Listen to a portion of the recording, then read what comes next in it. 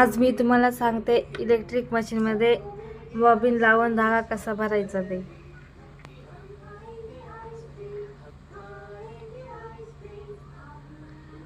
हा धागा इथं बॉबिनसाठी जागा दिली, हे बघा हे निशाण दिलंय, तेच इकडं असं बॉबिनला आधी धागा लावून घ्यायचा।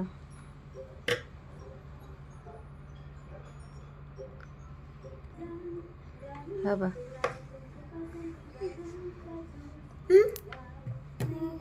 हे बॉबिनचं दिलंय, मग थोडं इकडं करायचं असं।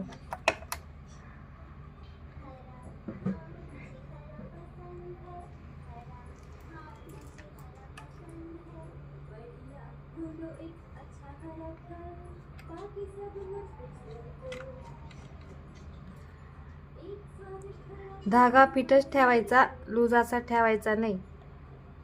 लूज असेल तर थोडा गुंडाळून घ्यायचा।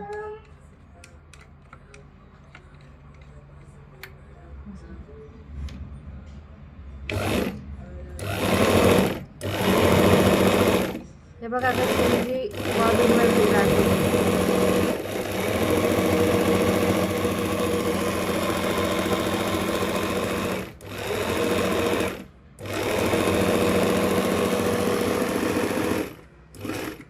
बॉबिन बनल्यानंतर ही खटकी या साईडला करून काढून घ्यायची।